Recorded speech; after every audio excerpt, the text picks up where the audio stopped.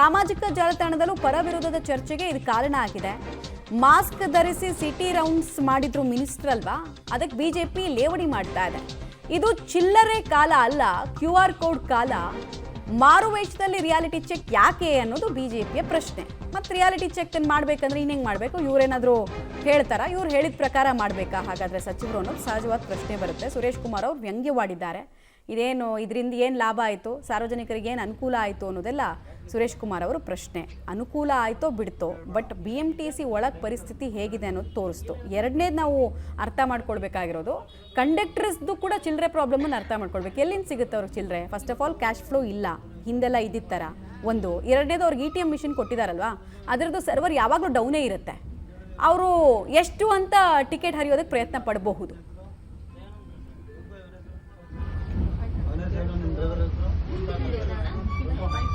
ಸಚಿವ ಬೈರತಿ ಸುರೇಶ್ ಅವರು ದಿಢೀರಾಗಿ BMTC ಬಸ್ಗಳಲ್ಲಿ ರಿಯಾಲಿಟಿ ಚೆಕ್ಕನ್ನು ಕೂಡ ನಡೆಸಿದ್ರು. ಜೊತೆಗೆ ಚಿಲ್ಲರೆ ಕೊಟ್ಟಿಲ್ಲ ಎನ್ನುವಂತಹ ಒಂದು ಕಾರಣಕ್ಕಾಗಿ ಕಂಡಕ್ಟರ್ ಬಸ್ನಿಂದ ಕೆಳಗೆ ಇಳಿಸಿದಂತಹ ಪ್ರಕರಣ ಸಾಕಷ್ಟು ಒಂದು ಚರ್ಚೆಗೂ ಕೂಡ ಗ್ರಾಸವಾಗಿತ್ತು. ಇನ್ನು ಈ ಬಗ್ಗೆ ಮಾತನಾಡಲಿಕ್ಕೆ ನಮ್ಮ ಜೊತೆ ರಾಜಾಜಿನಗರದ ಶಾಸಕರಾಗಿರ್ತಕ್ಕಂತಹ ಸುರೇಶ್ ಕುಮಾರ್ ಸರ್ ಇದ್ದಾರೆ. ಅವ್ರನ್ನೇ ಮಾತನಾಡಿಸ್ತಾ ಹೋಗ್ತೇನೆ. ಸರ್, ಮೊದಲೇದಾಗಿ ಸಚಿವರ ನಡೆಗೆ ಏನು ಹೇಳ್ತೀರಾ? ನೋಡಿ, ಮಂತ್ರಿಗಿರಿ ಅನ್ನೋದು ಒಂದು ಅಧಿಕಾರ ಅಲ್ಲ. ಆ ಅಧಿಕಾರ ಅಂತ ಅಂದ್ಕೊಂಡ್ರೆ ಅದ್ರ ಜೊತೆ ಜವಾಬ್ದಾರಿನೂ ಕೂಡ ಇದೆ. ಕೇವಲ ನಾನು ಅಧಿಕಾರ ಚಲಾಯಿಸ್ತೀನಿ ಅನ್ನೋದು ಯಾರಿಗೂ ಕೂಡ ಅದು ಒಳ್ಳೆಯ ಲಕ್ಷಣ ಅಲ್ಲ. ಈ ಪ್ರಕರಣದಲ್ಲಿ ನಾನು ನೋಡಿದಾಗ ನನಗೆ ನಗು ಬಂತು. ಒಂದು ಮಾರುವೇಷದಲ್ಲಿ ಹೋಗಿ ತನ್ನ ಇಲಾಖೆ ವೈಖರಿನ ಪರಿಶೀಲನೆ ಮಾಡೋದು ಒಂದು ಒಳ್ಳೆಯ ಕರ್ತವ್ಯನೇ, ಒಳ್ಳೆಯ ಕೆಲಸನೇ. ಆದರೆ ಇವ್ರು 100 ರೂಪಾಯಿ ಕೊಡ್ತಾರೆ, ಅದು 17 ರೂಪಾಯಿ ಟಿಕೆಟು. ಸರ್, ಚಿಲ್ಲರೆ ಕೊಡಿದಂಥ ದುಡ್ಡಿಲ್ಲ ಅಂತನೂ ಅವ್ನು ಕೆಲಸ ಮಾಡ್ತಾನೆ. ಇವತ್ತು ಭಾಳಷ್ಟು ಜನ, ಇವಾಗ ನಾನೇ ದುಡ್ಡೇ ಕೊಟ್ಕೊಳ್ಳಲ್ಲ. ಬಿಕಾಸ್ ನಾನು ಫೋನ್ಪೇ ಡಿಜಿಟಲ್ ಪೇಮೆಂಟ್ ನಾನು ಮಾಡ್ತೀನಿ, ದುಡ್ಡೇ ಇಟ್ಕೊಳ್ಳಲ್ಲ. ಸೊ 100 ರೂಪಾಯಿ ಕೊಟ್ಟಾಗ ಅವ್ನು ಚಿಲ್ಲರೆ ಕೊಡಿ ಅಂತ ಕೇಳಿದ್ದೇ ತಪ್ಪಾಗಿ. ಇವ್ರು ಚಿಲ್ಲರೆ ಇಲ್ಲ ಅಂತಂದು, ಚಿಲ್ಲರೆ ಇದ್ದರೆ ಅವನು ಟಿಕೆಟು ತೊಗೊಳ್ದೇನೆ ಬಿಟ್ಟರೆ ಅವ್ನು ಮುಂದೆ ಸಿಕ್ಕಾಕೋತಾನೆ. ದುಡ್ಡು ತೊಗೊಳ್ದೆ ಬಿಡೋಕ್ಕೆ ಆಗೋದಿಲ್ಲ. ಸೊ ಅವ್ನು ಕೇಳಿದಾಗ ಕೊನೆ ಇಳಿದು ಹೋಗಿ ಅಂತ ಹೇಳಿದ್ದಾನೆ. ಅದನ್ನು ಇಟ್ಕೊಂಡು ಇವರು ಸಸ್ಪೆಂಡ್ ಮಾಡೋದಿದೆಯಲ್ಲ, ಇವ್ರು ತಿಳ್ಕೊಬೇಕಾಯ್ತು ಈ ಚಿಲ್ಲರೆದು ಸಮಸ್ಯೆ ಏನು. ನನಗೂ ಆಮೇಲೆ ವಿಚಾರಿಸಿದೆ ನಾನು, ಪ್ರತಿಯೊಬ್ಬರಿಗೂ ಕೂಡ ಟಿಕೆಟಿಂಗ್ ಮಿಷಿನ್ ಏನಿದೆ ಅದರಲ್ಲೇ ಡಿಜಿಟಲ್ ಪಾವತಿಗೆ ಅವಕಾಶ ಇದೆ.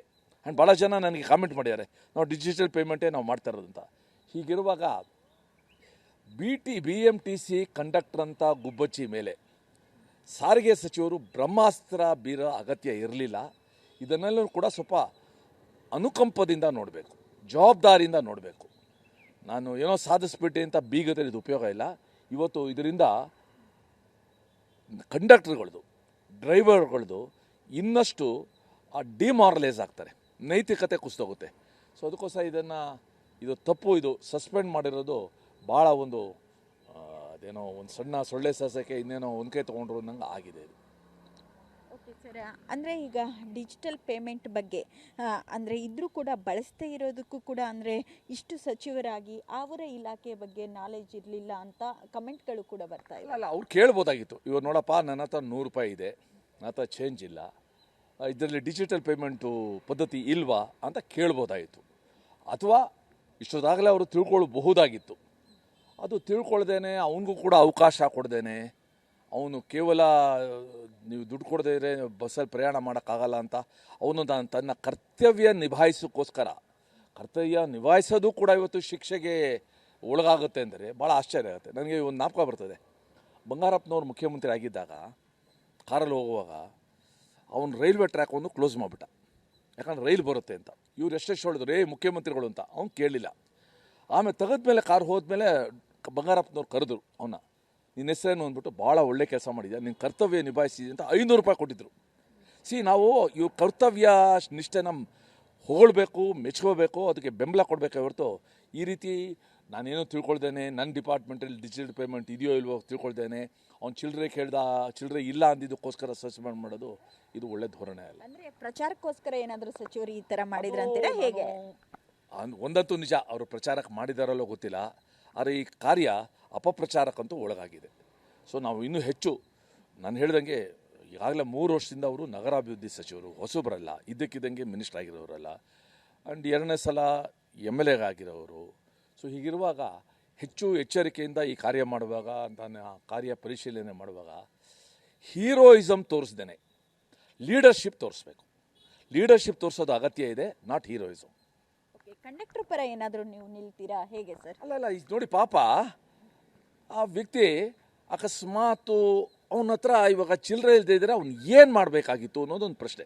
ನಾನು ಅವನ ಜಾಗದಲ್ಲಿ ಇತ್ಕೊಂಡು ಯೋಚಿಸ್ತೀನಿ. ನಾನು ಕಂಡಕ್ಟರ್ ಆಗಿದ್ದರೆ ನಾನು ಇನ್ನೇನು ಮಾಡ್ತಾಯಿದ್ದೆ? ಇವರು ಮಿನಿಸ್ಟರ್ ಆಗಿರ್ಬೋದು.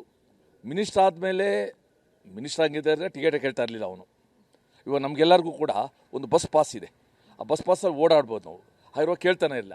ಬಟ್ ಅವನ ಹತ್ರ ಚಿಲ್ಲರೆಗೆ ಆ ಒಂದು ಪರಿಸ್ಥಿತಿ ಇದ್ದಾಗ ನಾವೆಲ್ಲರೂ ಕೂಡ ಕಂಡಕ್ಟರ್ ಪರ ನಿಂತ್ಕೋಬೇಕು.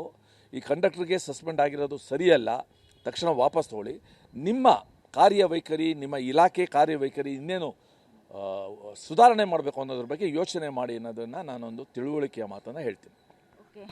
ಇದಿಷ್ಟು ಶಾಸಕ ಸುರೇಶ್ ಕುಮಾರ್ ಅವರ ಮಾತು. ಕ್ಯಾಮ್ರಾ ಪರ್ಸನ್ ಸಚಿನ್ ಜೊತೆ Aruna, public TV, Bengaluru. Details ಕೊಡ್ತಾರೆ ಅರುಣಾ ನೇರ ಸಂಪರ್ಕದಲ್ಲಿ. ಅರುಣಾ, ಈಗ ಪರ ವಿರೋಧದ ಚರ್ಚೆ ಏನೇ ಇರ್ಬೋದು, BJP ಯಾವಾಗಲೂ ಎಲ್ಲದರಲ್ಲೂ ಕೂಡ ಮೊಸರಲ್ಲೂ ಕೂಡ ಕಲ್ಲು ಹುಡ್ಕೋ ಕೆಲಸ ಮಾಡಲೇಬೇಕು ವಿರೋಧ ಪಕ್ಷವಾಗ, ಅದು ಮಾಡ್ತಾರೆ. ಬಟ್ ಇಲ್ಲಿ ಪ್ರಶ್ನೆ ಇರೋದು ಕಂಡಕ್ಟರ್ ಡ್ರೈವರ್ಸ್ದು ಕೂಡ ಕಷ್ಟ ಅರ್ಥ ಮಾಡ್ಕೊಳ್ಬೇಕು. ಒಂದು ಸಲಕ್ಕೆ ಶಿಫ್ಟಲ್ಲಿ ನೀವು 150ರಿಂದ 300 ಕಿಲೋಮೀಟರ್ ಕವರ್ ಮಾಡಬೇಕು ಅಂತಲೂ ಅಲಿಖಿತ ನಿಯಮ ಇದೆ. ಟ್ರಿಪ್ಸ್ ಜಾಸ್ತಿ ಮಾಡಿ ಅಂತಲೂ ಹೇಳ್ತಾರೆ. ಸಾರ್ವಜನಿಕರ ಜೊತೆ ಚೆನ್ನಾಗಿ ನೀವು ವರ್ತಿಸಿ ಅಂತಲೂ ಹೇಳ್ತಾರೆ. ಒತ್ತಡ ನಿರ್ಮಾಣ ಮಾಡಿ ಟಾರ್ಗೆಟ್ ಕೊಟ್ಟು ಸೌಜನ್ಯದಿಂದ ವರ್ತಿಸಿ ಅಂದರೆ ಹೆಂಗದು? ಎಸ್ ಮಮತಾ, ಸಾರಿಗೆ ಸಚಿವ ಬೈರತಿ ಸುರೇಶ್ ಅವರ ರಿಯಾಲಿಟಿ ಚೆಕ್ಗೆ ಸಾಕಷ್ಟು ಒಂದು ಪರ ವಿರೋಧ ಚರ್ಚೆಗಳು ಕೂಡ ವ್ಯಕ್ತವಾಗ್ತಾ ಇದ್ದಾವೆ. ಇದರ ನಡುವೆ ಸಾರಿಗೆ ನೌಕರರು ಕೂಡ ಸಾಕಷ್ಟು ಒಂದು ಗೊಂದಲಕ್ಕೂ ಕೂಡ ಎಡೆ ಆಗ್ತಾ ಇದ್ದಾರೆ. ಯಾಕಂತಂದರೆ ಈಗಾಗಲೇ ಸಾರಿಗೆ ಸಚಿವರನ್ನು ಚಿಲ್ಲರೆ ಕೊಟ್ಟಿಲ್ಲ ಎನ್ನುವಂತಹ ಕಾರಣಕ್ಕೆ ಒಂದು ಕಡೆ ಕಂಡಕ್ಟರ್ ಕೆಳಗಿಳಿಸ್ತಾರೆ, ಮತ್ತೊಂದು ಕಡೆ ಮತ್ತೊಂದು ವಿಡಿಯೋದಲ್ಲಿ ನೋಡಬಹುದಾಗಿದೆ ಬಸ್ ಸ್ಟಾಪಲ್ಲಿ ಬಸ್ಸನ್ನು ನಿಲ್ಲಿಸಿಲ್ಲ ಎನ್ನುವಂತಹ ಒಂದು ಒಳ್ಳೆಯ ಉದ್ದೇಶದಿಂದಲೇ ಇವರಿಬ್ಬರನ್ನು ಸಸ್ಪೆಂಡ್ ಮಾಡಿ ಎನ್ನುವಂತಹ ಒಂದು ಮೌಖಿಕ ಆದೇಶವನ್ನು ಕೂಡ ಮಾಡ್ತಾರೆ.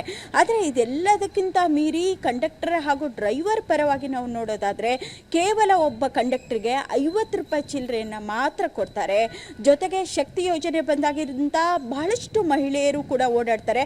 ಅವರೆಲ್ಲರಿಗೂ ಕೂಡ ಆಧಾರ್ ಕಾರ್ಡ್ ತೋರಿಸ್ತಾರೆ, ಟಿಕೆಟನ್ನು ಇಶ್ಯೂ ಮಾಡ್ತಾರೆ. ಜೊತೆಗೆ ವಿದ್ಯಾರ್ಥಿಗಳು ಇರಬಹುದು, ಜೊತೆಗೆ ಕೆಲವೊಂದಿಷ್ಟು ಜನ ದೈನಂದಿನ ಪಾಸ್ ಇರ್ಬೋದು, ಮಂತ್ಲಿ ಪಾಸ್ಗಳನ್ನ ಕೂಡ ತೆಗೆದುಕೊಂಡು ಓಡಾಡ್ತಾರೆ. ಹೀಗಾಗಿ ಅವ್ರಿಗೂ ಕೂಡ ಅವರು ಹಣವನ್ನು ಕೂಡ ಕೊಡೋದಿಲ್ಲ. ಹೀಗಾಗಿ ಕಂಡಕ್ಟರ್ ಹತ್ರ ಚಿಲ್ಲರೆ ಸಮಸ್ಯೆ ಅಂತೂ ಎದುರಾಗೇ ಆಗುತ್ತೆ.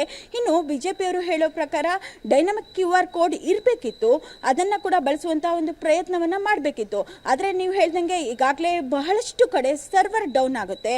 ಜೊತೆಗೆ ಪೀಕ್ ಅವರ್ನಲ್ಲಿ ಸಾಕಷ್ಟು ಸಂಖ್ಯೆಯಲ್ಲಿ ಇಡೀ ಫುಲ್ಲೇ ಬಸ್ ರಶ್ ಇರುತ್ತೆ. ಅಂತಹ ಸಂದರ್ಭದಲ್ಲಿ ಎಲ್ಲರಿಗೂ ಕೂಡ ಟಿಕೆಟ್ ಇಶ್ಯೂ ಮಾಡಲಿಕ್ಕೂ ಕೂಡ ಸಮಯ ಆಗುತ್ತೆ. ಹೀಗಾಗಿ ಇದೆಲ್ಲ ಕಾರಣದಿಂದಾಗಿ ಬೈರತಿ ಸುರೇಶ್ ಅವರ ರಿಯಾಲಿಟಿ ಚೆಕ್ಗೆ ಸಾಕಷ್ಟು ಒಂದು ಪರ ಹಾಗೂ ವಿರೋಧ ಚರ್ಚೆಗಳು ಕೂಡ ವ್ಯಕ್ತ ಆಗ್ತಾ ಇದ್ದಾವೆ. ಧನ್ಯವಾದ ತಮ್ಮ ಮಾಹಿತಿಗಾಗಿ.